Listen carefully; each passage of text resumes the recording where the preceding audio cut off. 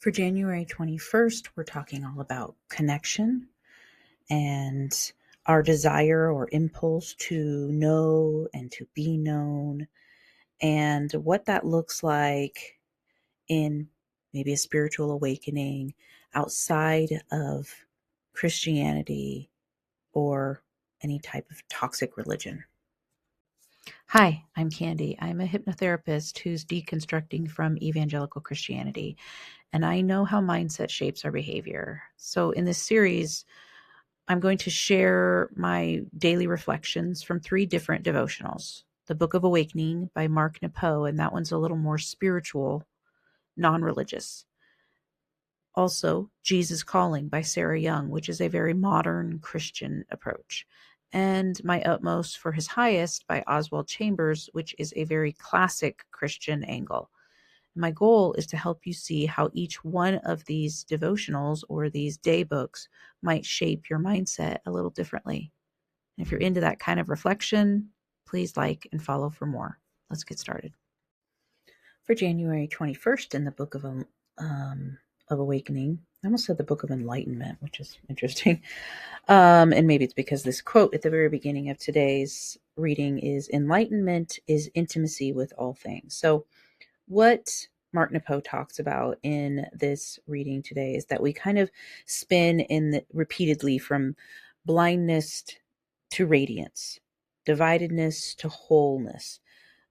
Just this, we have, I guess in my mind, how I'm reading this is we have conflict, and then we resolve that conflict.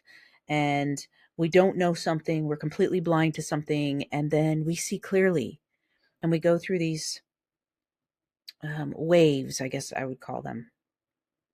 And he says what drives this is this impulse to be intimate, this impulse to know and to be known, that is like this deep desire that we have.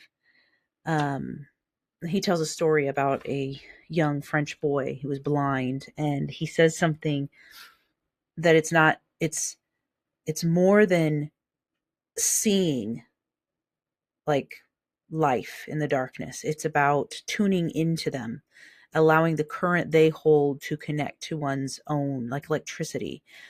Another thing he says, another way of saying this, he says, is to, instead of living in front of things or others, we live with them. So to me, it's like, I guess I would kind of understand that we don't just think of ourselves as separate, but like among everything around us, a part of it. And that kind of creates this wholeness when I feel like I'm part of this world. I'm part of those living at this time. We're going through this together. That brings, first of all, it eases my nervous system. It gives it some relief. It soothes it because of that connectedness. And it just makes me, I don't know, I can't really describe the feeling. It's just the connection. You feel it when you're with somebody and you feel like they get you. They get that inner you, and you're getting their inner them. There is something that is just, I don't have words for it. It's not tangible, but it's like you feel very close. And I have those with certain people in my life presently, and I've had those types of relationships with people who have passed on, or and they're just, if you've had that feeling. And it doesn't have to be with another human. You can feel it with, pets, and just a connectedness with everything around you, and just allowing, I think you feel the most connected when you understand that you are one with everything around you. You are connected. You're not one in the sense of there's not 2 personalities, right? You're one in the sense of, at the core of who you are, you're from that same source. So that's what I mean when I say one. And then understanding that you are part of one another, and then allowing yourself to feel the oneness that you experience between one another. It just helps you see people in a different light. It helps you relate to life differently. It helps you feel differently in your physical body. And a little practice he kind of gives you is to close your eyes and just begin to get a sense of the things around you. And maybe just breathe in and feel the current of their silence. And open your heart to that sense. And then just to try to see if you can feel the electricity of being that just informs the world. Now, I know this is a lot of abstract stuff, but I would say just being in the present moment and acknowledging the connectedness that we all have to one another. You're not alone, though you might be the only person in the room. We're in this together. We can rely on one another in a lot of ways, more than we realize.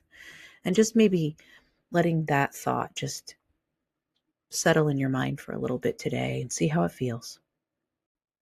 In Jesus Calling, the message is really that kind of the message that Jesus is, or God is kind of a jealous God. He wants you all to himself. He doesn't want you to be dependent on anyone, anything, any circumstance but him. And this, Sarah Young says, can feel like walking on a tightrope, but you shouldn't fear falling because his everlasting arms are underneath you. That's the net. So he also just asks you to keep looking forward. He'll show you one step at a time, and that nothing, neither height nor depth, nor anything else in all creation can separate you from my loving presence. Now, first of all, to be completely dependent on God or Jesus and nobody else. This sounds good, to be completely independent kind of in a way, but you're dependent on God. So, and the way Christianity works, or the type that I was in, was that meant being dependent on what he says in the Bible, which is very limited. And it's subject to my interpretation or the interpretation of those who teach me about him. So my dependence is based in a book that was written, or books that were written thousands of years ago in a different language, a different culture. And this can cause a whole lot of problems because then we wait on God rather than taking action when we should. We don't ask for help when we should because we think that's not being dependent on God. I know people who would not take the medicine that doctors gave or go see a doctor because they didn't want the doctor to help them. They wanted to be completely dependent on God. They wanted God to do it miraculously. And then they suffered for that. So another thing I wanted to point out, that she says it feels like walking on a tightrope. And I do, when in Christianity, I agree. It felt like walking on a tightrope. Like, it's so narrow. You had to stay on the straight and narrow, right? And the straight and narrow was follow the rules as much as you can. Keep your eyes on Jesus, focus on Jesus all the time. Don't enjoy things too much. It's just about Jesus, right? And it was hard. And I was not happy a lot of the time. Miserable, actually, but you wouldn't have known it because I had a smile on my face and I was looking forward to the rapture. I was looking forward to escaping life, to be honest. And I have found, after leaving Christianity and, in my opinion, following Jesus out, not worshiping Jesus out, even though I did for a while in deconstruction, I would still worship him. But now I follow him. I followed what he did. Push back against the religious system, reject it, and move into true life and authenticity. Discover who you are. And this has been a real journey, really enjoyable journey, that doesn't feel like walking on a tightrope. It feels expansive and open and freeing. There's a lot of joy in it. So, and I don't fear making mistakes because I learn from my mistakes. I learn from the things that in Christianity I would have been maybe shamed for. I don't know. Another thing I wanted to say just about where she talks about nothing can separate you from his love. Well, I found out in Christianity that a lot of Christians think deconstruction can separate you. So if your beliefs in the system, in the religion, are what keep you in the religion, and your beliefs can kick you out of it, then it's your beliefs that are saving you. It's not really Jesus, it's your beliefs. And it is actually, that verse is another one that helped me feel free to explore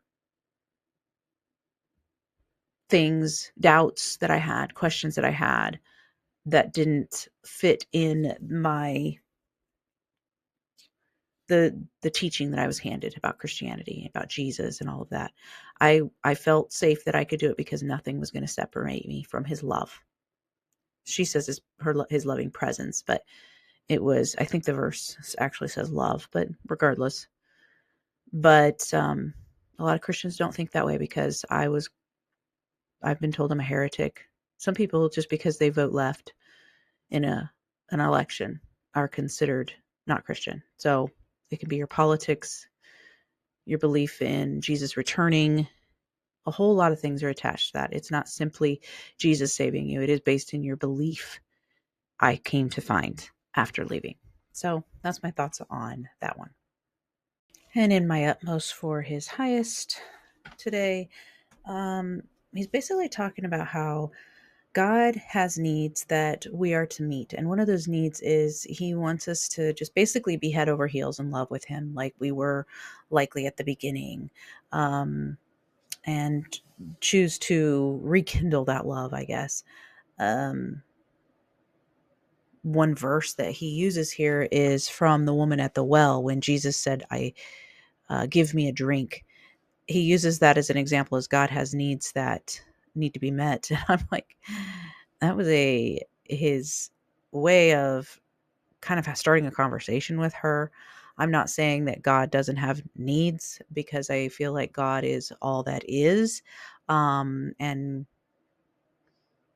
I mean, if the idea of the Christian God having needs is ridiculous to me, because he's all powerful, all knowing, omnipresent. So needs that I could meet seems ridiculous. But in Oswald Chambers kind of says he has needs basically for you to love him more. And we should be mindful not to choose man's wisdom. And I'm assuming he means like learning, just education. I don't know, learning about the world and how things work and whatnot, over God's love. So basically, once again, God, it's, he's demanding of everything from you. And if you don't do that, you're going to feel shame. And that shame and, what's he say? The shame and humiliation that will come because of that. If I don't recall,